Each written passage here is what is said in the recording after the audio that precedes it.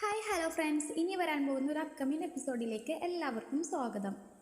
നമ്മുടെ കൃഷ്ണമോള് ബാലചന്ദ്രൻ്റെ അടുത്ത് ഫോൺ ചോദിക്കുന്നുണ്ട്. അച്ഛാ, എനിക്ക് ഫോണൊന്ന് തരുമോ? ഞാൻ അമ്മയെ വിളിച്ച് നമ്മൾ എവിടെ ഉണ്ടെന്നുണ്ടെങ്കിലും പറയട്ടെ എന്നൊക്കെ പറയാം. അപ്പോൾ എന്തിന്, അതിൻ്റെ ആവശ്യമില്ല എന്നൊക്കെ പറഞ്ഞിട്ട് ഞാൻ ഫോൺ സ്വിച്ച് ഓഫ് ചെയ്ത് വെച്ചിരിക്കുകയാണ്. അത് ഞാൻ നാളെ ഓൺ ആക്കണോ വേണ്ടതെന്ന് ഞാൻ തീരുമാനിക്കട്ടെ എന്നൊക്കെ പറയാട്ടാ. പിന്നീട് സോഫയിൽ കിടക്കാൻ പോയ അലീനയെ നമ്മുടെ ബാലചന്ദ്രൻ ചീത്ത പറയാണ്. നീ അവിടെ അല്ല കിടക്കേണ്ടത്, കൃഷ്ണമോളുടെ അടുത്ത് ഇപ്പുറത്ത് വേണം കിടക്കാനെന്നൊക്കെ പറഞ്ഞ് അവളെ അവിടെ കിടത്തുന്നുണ്ട്.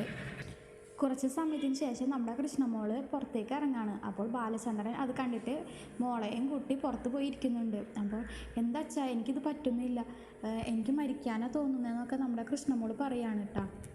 അപ്പോൾ ബാലചന്ദ്രൻ പറയാണ്, ഞാൻ ഒരു കഥ പറയാം, മോളത് കേൾക്കോ ക്ഷമയോടെന്നൊക്കെ ചോദിക്കുമ്പോൾ നമ്മുടെ കൃഷ്ണമോൾ പറയുന്നുണ്ട്, പറയച്ചാ ഞാൻ കേൾക്കാമെന്നൊക്കെ പറയാം. അങ്ങനെ കൃഷ്ണമോളുടെ അടുത്ത് ആ സത്യം പറയാണ് ബാലചന്ദ്രൻ. പണ്ട് സ്കൂളിൽ പഠിക്കുന്ന ഒരു കാലത്ത് 10-12 വർഷം ഒരു പെൺകുട്ടിയെ ഒരു പയ്യൻ സ്നേഹിച്ചു. അവളെ മനസ്സിൽ കൊണ്ടു നടന്നു. എന്നിട്ട് ആ പയ്യന് തന്നെ ആ പെണ്ണിനെ കെട്ടിച്ചു കൊടുത്തു.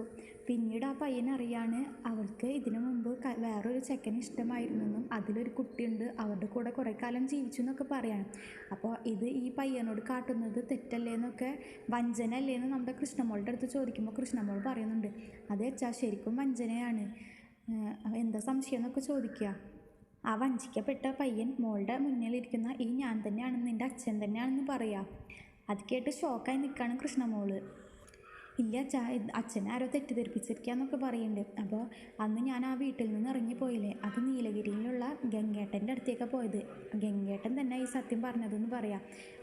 അച്ഛമ്മയ്ക്കും രാജീവിനും നിൻ്റെ കൊച്ചച്ഛന്മാർക്കും എല്ലാവർക്കും ഈ സത്യം അറിയാം. എല്ലാവരും കൂടി ഈ അച്ഛനെ ചതിക്കായിരുന്നു എന്നൊക്കെ പറയാം.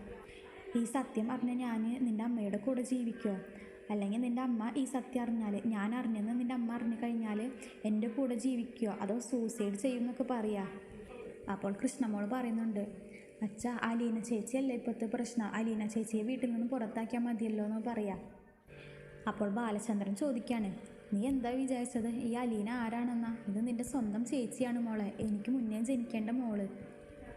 അന്ന് നിൻ്റെ അമ്മയും കൊച്ചച്ഛന്മാരും മുത്തശ്ശിയും മുത്തശ്ശനും എല്ലാവരും കൂടി ഓർഫനേജിൽ തള്ളിയ ആ പെൺകുഞ്ഞാണ് ഇന്ന് നമ്മുടെ വീട്ടിൽ നിന്ന് വന്ന് നിൽക്കുന്ന ഈ അലീന എന്ന് പറയുക. അത് കേട്ട് അത് ഷോക്കായിട്ട് നമ്മുടെ കൃഷ്ണമോള് ബാലചന്ദ്രനെ കെട്ടിപ്പിടിച്ച് കരയുന്നുണ്ട്. ശേഷം നമ്മുടെ കൃഷ്ണമോള് അലീനയെ കെട്ടിപ്പിടിച്ച് കിടക്കുന്നുണ്ട്. പിറ്റേ ദിവസം നമ്മുടെ മനു ബാലചന്ദ്രനെ വിളിക്കുകയാണ്, ഫോൺ ചെയ്യുന്നുണ്ട്.